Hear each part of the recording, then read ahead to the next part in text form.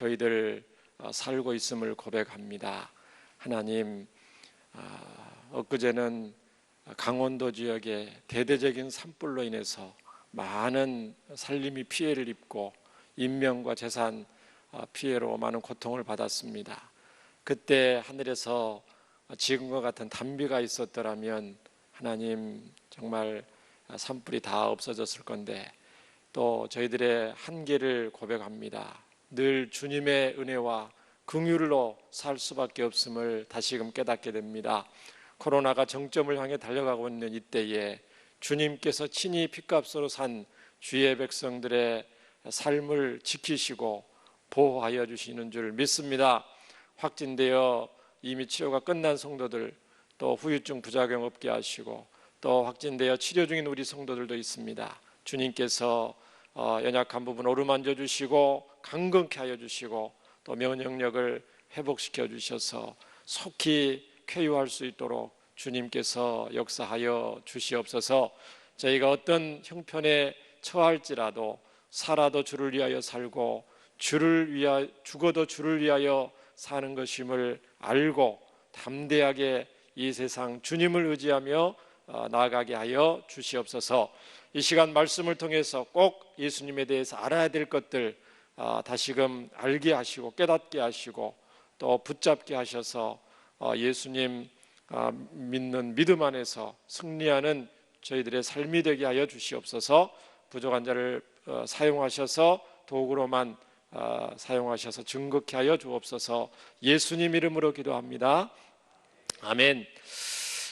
우리가 예수님 사랑을 가지고 이웃에게 전도를 할 때에 대화가 좀 잘 돼서 예수님이 누군지, 교회가 뭔지, 구원이 뭔지에 대해서 이제 대화를 좀 깊이 할 기회가 있을 수도 있습니다.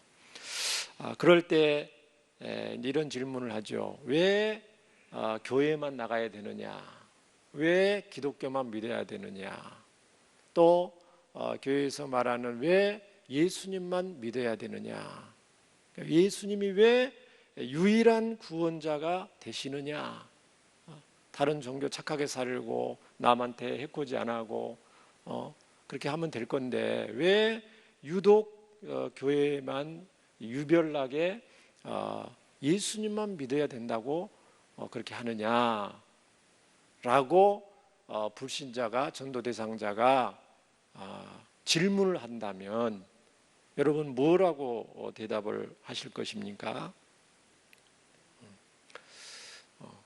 그런 질문을 하시는 분도 있을 수 있다는 것을 우리가 염두에 두고 복음을 전해야 됩니다. 우리에게 구원의 소망에 대해서 우리가 무엇 때문에 지금 예수님을 믿고 신앙생활을 하는지에 대한 분명한 방향이 있기 때문에 불신자들에게 언제 어떤 질문을 받더라도 그 사람의 눈높이에 맞춰서 질문을 하면 성경적으로 대답할 수 있는 저와 여러분 되기를 예수님의 이름으로 축원합니다. 왜 예수님만 오직 유일한 인류의 구원자가 되십니까? 그렇게 질문을 한다면은 간단히 대답하면 뭐라고 말하겠어요? 제일 짧은 대답은 성경에 있어요. 그렇죠? 성경에 기록되어 있습니다. 그렇게 말하면 뭐 구체적으로 얘기 안 해도 되는데, 문제는 불신자들은 성경을 하나님의 말씀으로 인정을 안 한다는 게 가장 큰 문제입니다. 그렇죠?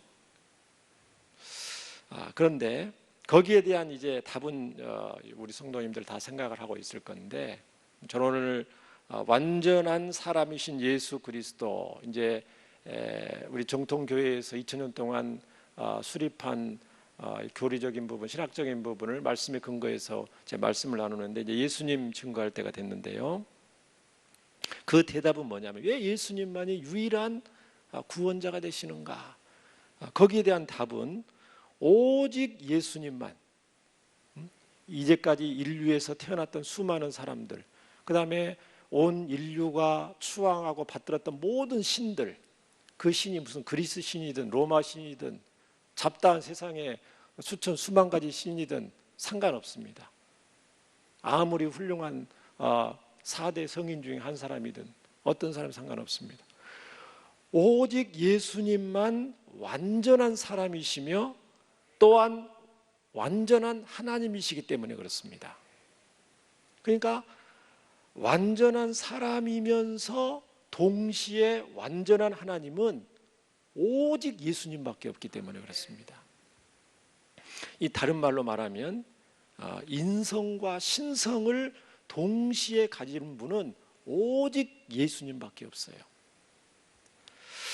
오늘은 예수님의 사람 되심에 대해서 살펴보고 또 다음 시간에는 예수님이 하나님이신 것을 말씀을 통해 살펴보려고 합니다. 오늘은 제목이 완전한 사람이신 예수 그리스도예요.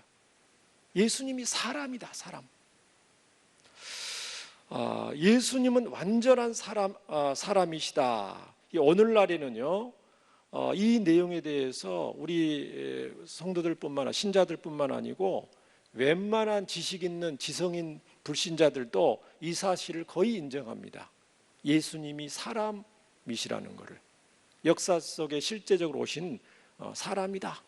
그래서 예수님 누구냐고 물어보면 공자, 맹자, 소크라테스, 그 다음에 예수님, 4대 성인 중에 하나입니다. 예수님이 훌륭한 건 나 인정합니다. 역사 속에 오신 분인지를 인정합니다. 이 정도까지는 불신자들도 거의 대부분 인정을 합니다.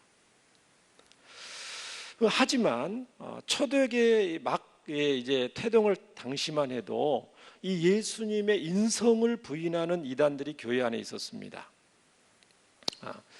예수님은 진짜 사람이 아니라 사람처럼 보였을 뿐이다라는 그런 주장이 초대 교회 안에 있었습니다. 왜 그러냐면 예수님이 오셔서 하는 일들을 보면 중풍병자를 살리시고 손 마른 사람을 펴게 하고 말 못한 사람 말하게 하고 눈 본 사람 눈을 뜨게 하고 죽은 자를 살리는 것은 사람이 할 수 있는 일이 아니거든요. 그러니까 예수님은 모습은 사람의 모습이지만 이건 사람이 아니야. 하나님이다, 하나님. 하나님이 아니고서 어떻게 이런 기적적인 일들을 할 수가 있겠는가? 예수님은 모습은 사람의 모습이지만 전능하신 하나님이시다. 이런 주장이 초대교회 안에 있었습니다. 예수님의 신성을 너무 강조한 거죠. 예수님의 하나님 되심을 너무너무 강조한 거죠. 믿은 거죠. 그래서 예수님의 사람 되심을 등한시하고 무시하고 소홀하는 것입니다. 자, 여기에 대해서 사도 요한은 분명히 경고의 말씀을 하고 있는 것을 보게 됩니다. 요한일서 4장 2절과 3절입니다. 자, 이로써 너희가 하나님의 영을 알지니 곧 예수 그리스도께서 육체로 오신 것을 시인하는 영마다 하나님께 속한 것이요. 예수를 시인하지 아니하는 영, 여기 뭐예요? 예수님을 가로에 육체로 오신 것을 시인하지 않는 영마다 하나님께 속한 것이 아니니 이것이 곧 적그리스도의 영이니라. 오리라 한 말을 너희가 들었거니와 지금은 벌써 세상에 있느니라. 예수님의 신성을 지나치게 강조한 나머지 예수님의 사람 되심을 무시한 그 사람들을 뭐라고 말하고 있어요? 사도 요한께서는 적그리스도다. 이 적그리스도는 뭔 말이에요? 매우 단호한 이단을 말하는 거죠. 굉장히 받아들일 수 없는 이 예수님의 사람 되심을, 사람으로 오신 예수님을 부인하는 하나님이라고만 믿고 예수님을 사람은 아니다라고 주장하는 사람들에 대해서 그렇게 강력하게 말하는 거죠. 예수님을 육체로 오신 것을 부인하는 사람은 누구도 하나님께 속한 자가 아니다. 구원받을 수 없다는 겁니다. 구원을 받을 수 없다. 신자가 아니라는 것이죠.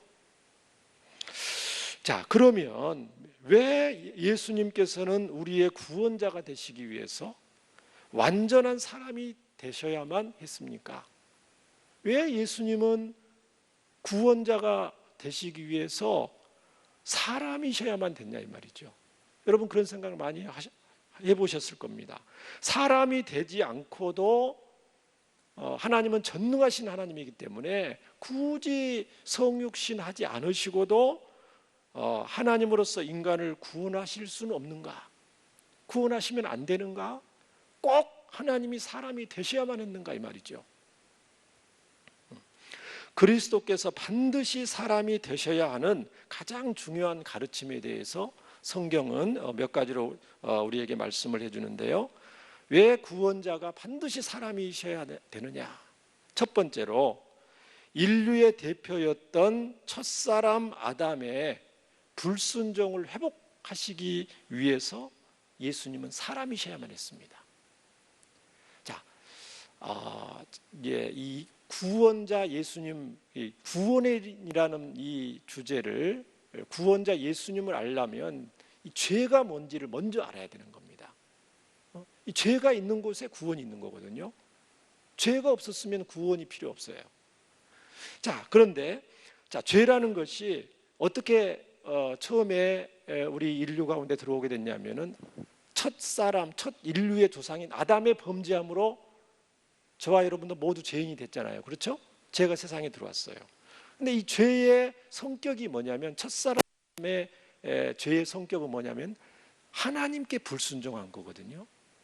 그러니까 사람이 하나님께 순종을 해야 되는데 사람이 하나님께 불순종한 게 이게 죄의 가장 핵심이거든요. 그러니까 이 구원자라는 것은 뭐냐면은 첫사람의 실패, 첫 조상의 실패를 완전히 회복하는 게 구원이거든요. 그러려면 사람인 상태에서 첫 조상 아담이 실패했던 그 불순종을 순종으로 바꾸면 되거든요. 그럼 어떻게 하겠어요? 친히 사람이 되셔야 되겠죠. 친히 사람이 오셔서 어떤 고난과 희생이 따르더라도 하나님께 순종함으로써 첫사람 인류의 조상 아담의 실패를 단숨에 만회할 수가 있는 것입니다. 그렇기 때문에 원래 예수님은 제2위의 하나님, 성자 예수님이거든요. 삼위일체 하나님의 제2위의 하나님이신데 이 하나님이 사람으로 꼭 오셔야만 됩니다. 구원을 이루시기 위해서. 로마서 5장 18, 19절에 이 부분에 대해서 분명히 말씀합니다. 자, 그런즉 한 범죄로 많은 사람이 정죄에 이른 것 같이 한 의로운 행위로 말미암아 많은 사람이 의롭다 하심을 받아 생명에 이르렀느니라. 그렇죠? 한 사람이 순종하지 아니함으로 많은 사람이 죄인 된 것 같이. 여기서 한 사람은 누구예요? 첫 번째 아담 한 사람이죠. 한 사람이 순종하심으로 많은 사람이 의인이 되리라. 여기서 한 사람은 누구예요? 예수님이죠. 한 사람, 예수님이 사람이에요. 사람이 돼야 돼요. 신인 상태에서 순종하는 게 아니에요. 아담이 사람이었기 때문에, 사람 상태에서 불순종했기 때문에 사람 상태에서 순종을 해야만 인류의 구원을 이룰 수가 있다는 것입니다. 이해가 되셔요? 이해가 되시면 끄덕여 주시고요. 그러니까 죄에서 사람이 되셔서 하나님께 순종하심으로 깨졌던 하나님과의 관계를 회복하시는 거죠.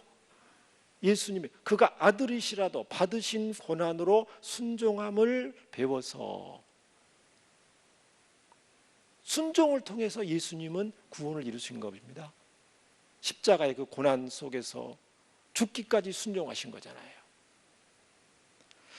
자, 두 번째, 예수님이 꼭 사람이 되셔야만 두 번째 이유는 대속 제물이 되시기 위해서 사람이 되신 겁니다. 대속 제물, 제물 아시죠? 양과 구약의 수많은 제물 있잖아요. 그 제물, 대속 제물이 되시기 위해서 사람이 되신 겁니다. 죄의 싹은 사망입니다. 인간의 죄 문제는 각자 죽음으로써 그 대가를 치르게 돼 있죠. 하나님이 죄를 지면 반드시 죽으리라. 죄의 싹은 사망이에요. 인류의 죄 문제를 해결하려면 저와 여러분이 각자 죽어야 돼요. 그의 대가를 치르면 돼요. 그런데 예수님이 사람이 아니셨다면 죽을 수가 없잖아요. 예수님이 성자 제2위의 하나님이신데 사람이 아니시면 어떻게 신이 죽습니까? 신은 안 죽습니다. 사람이 죽는 겁니다. 우리 인간들의 죄 문제를 해결하시기 위해서는 사람이 되셔서 우리가 죽어야 되는데, 죄에 대한 값을 우리가 치러야 되는데, 예수님이 사람이 되셔서 대신 죽는 방법밖에 없어요. 짐승, 구약의 수많은 짐승은 그거 안 되는 겁니다. 근본적으로는. 그 짐승, 지구상에 있는 짐승 다 죽여도 한 사람을 살릴 수가 없어요. 짐승은 짐승이고요, 사람은 사람이거든요. 신은 신이고 사람은 사람이고 짐승은 짐승입니다. 다릅니다, 존재 자체가. 인류가 사람이 죄를 지었기 때문에 사람이 대신 죽어야 되는 겁니다. 신이 죽을 수 있는 것도 아니고 짐승이 죽는 것도 아니에요. 그렇기 때문에 짐승은 모형일 뿐이고 반드시 사람이 죽어야 돼요. 그래서 예수님이 사람이 되신 겁니다. 히브리서 이 부분에 대해서 히브리서 2장 16, 17절에는 분명히 말씀하고 있습니다. 이는 확실히 천사들을 붙들어 주려 하심이 아니요 오직 아브라함의 자손을 붙들어 주려 하심이라. 그러므로 그가 범사의 형제들과 같이 되심이 마땅하도다. 형제들은 누구예요? 예수님의 형제들. 그가, 예수님이 범사의 형제들, 사람, 우리가 예수님 형제잖아요. 사람과 같이 되심이 마땅하도다. 이는 하나님의 일에 자비하고 신실한 대제사장이 되셔서 백성의 죄를 속량하려 하심이라. 대속하려 하심이다. 사람의 모습으로 오셔서 대속제물이 되셔서 대제사장이 되셔서 대신 죽으셔야만 된다는 거죠. 그게 반드시 사람이 되어야 된다는 것입니다. 예수님은 사람인 우리의 죄값을 대신 치르기 위해서 대속제물, 곧 죽으실 수 있는 사람의 몸을 입으시고 이 땅에 오신 주님이신 줄 믿습니다. 세 번째, 구원자가 반드시 사람이어야 되는 이유. 하나님과 사람 사이에 중재자 역할을 수행하기 위해서는 반드시 사람이셔야만 합니다. 자, 보세요. 죄로 인해서 인간은 거룩하신 하나님과 멀어질 대로 멀어졌죠. 참신이신 하나님과 멀어질 대로 멀어지고 원수가 됐어요. 관계가 완전 파괴됐어요. 자, 중보자가 필요해요. 하나님과 죄인된 사람을 연결시켜줄, 화해시켜줄 중재자, 중보자, 다리가 필요해요. 자, 그런데 하나님은 신이시잖아요. 신은 신끼리 통합니다. 하나님은 하나님끼리 통하는 거예요.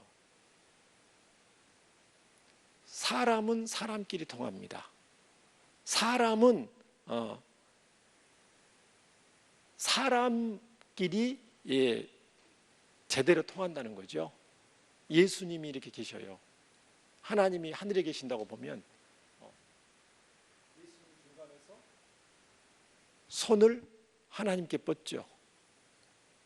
하나님 손 잡고 하나님과 통해요. 왜 예수님이 하나님과 통합니까? 참 하나님이시기 때문에, 성자 하나님이시기 때문에 그렇습니다. 손을 사람들에게 내밉니다. 사람의 손을 잡아줍니다. 죄인된 손이죠. 사람들이죠. 죄로 범죄한 사람들 예수님 잡아주면 통해야 안 통하죠. 왜? 사람이시기 때문에, 사람으로 오신 분이기 때문에 사람과 통해요.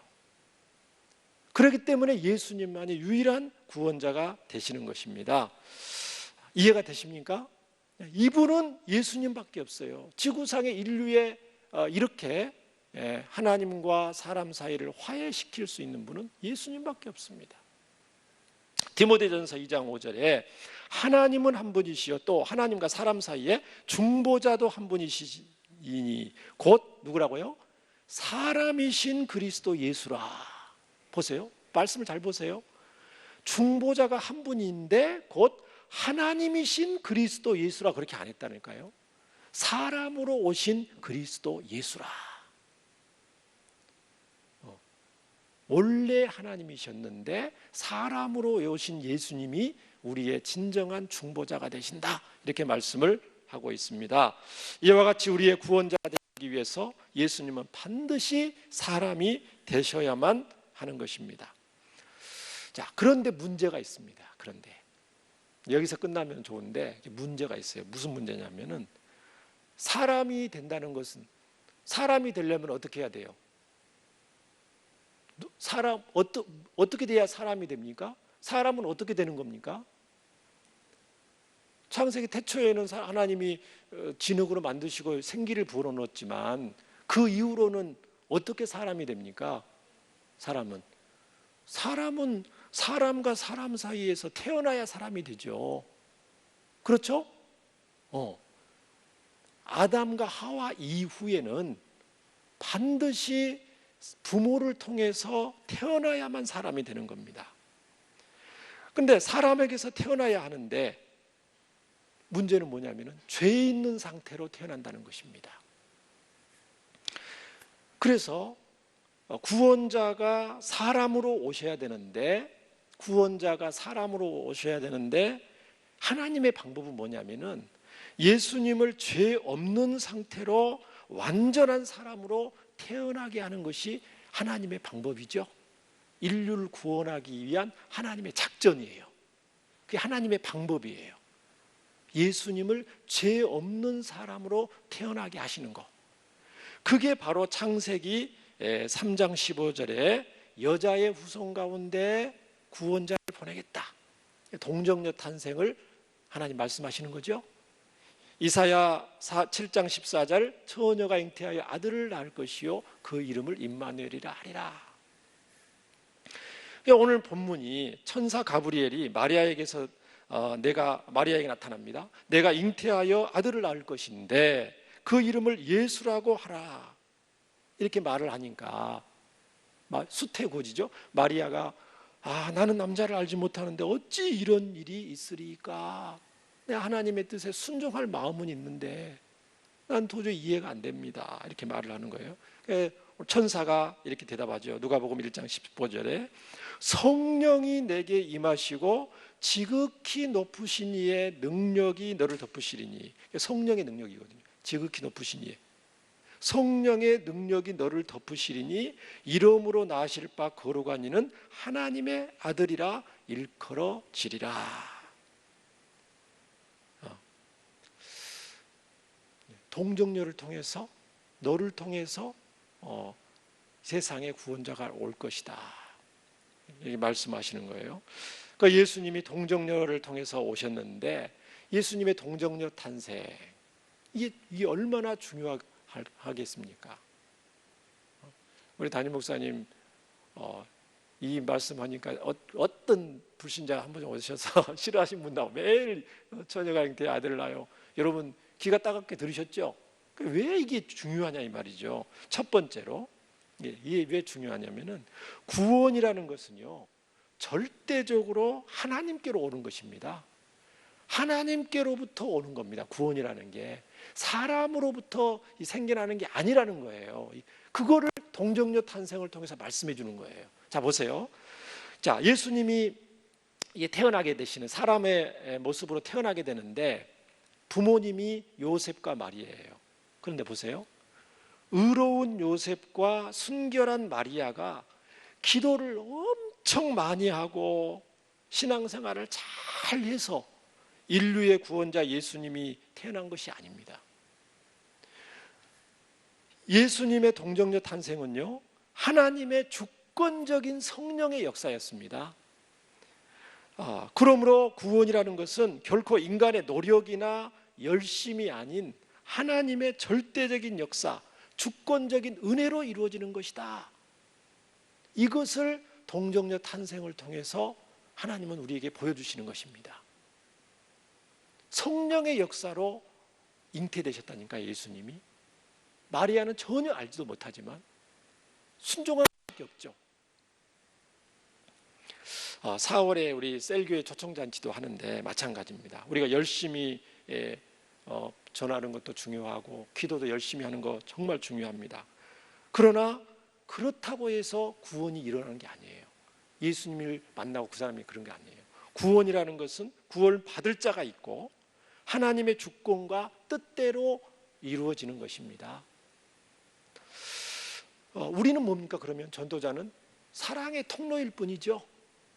그래서 하나님께서 사랑이 많은 사람을 통해서 하나님의 주권적인 구원의 역사를 이루는 것뿐입니다.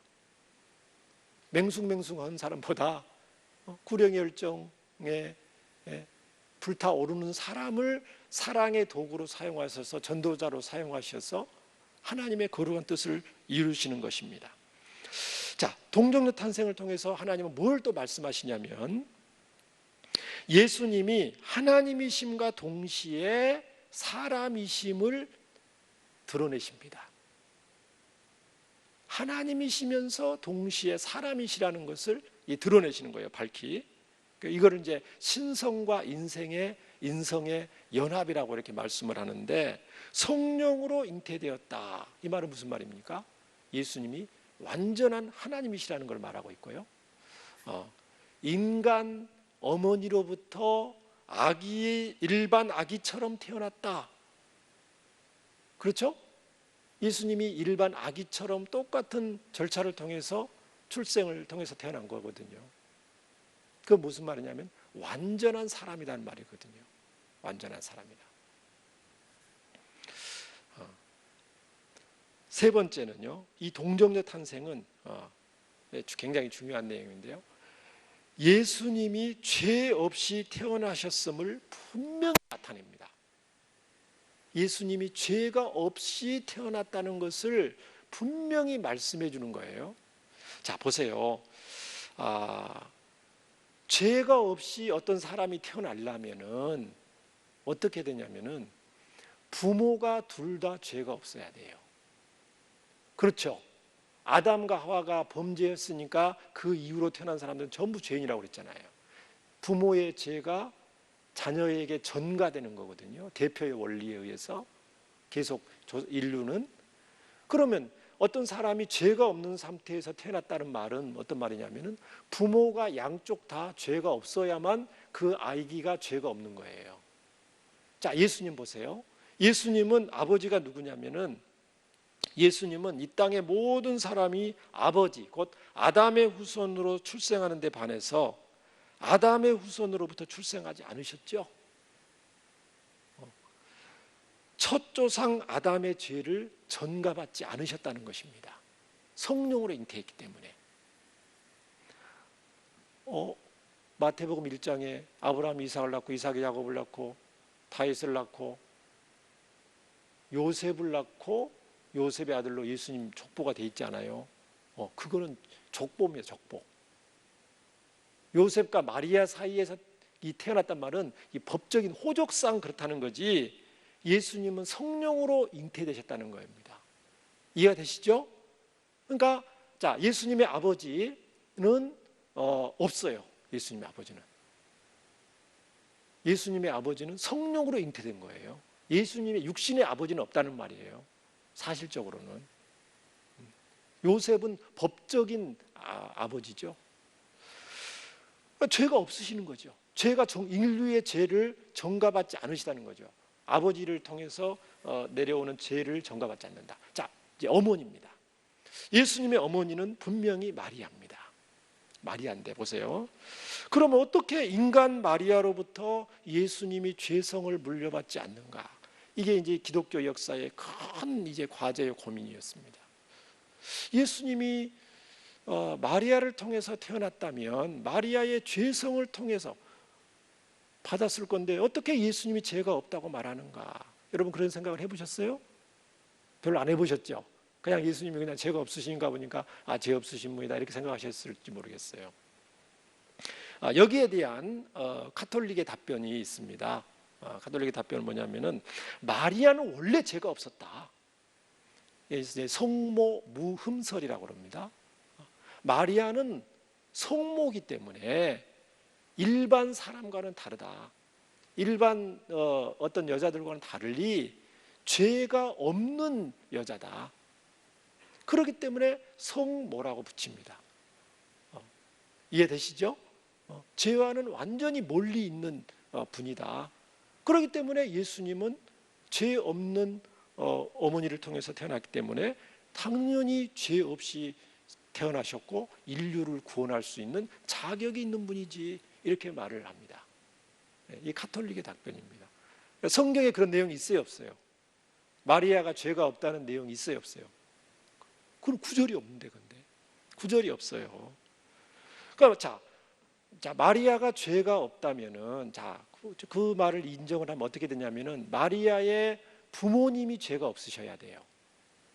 이해되시죠?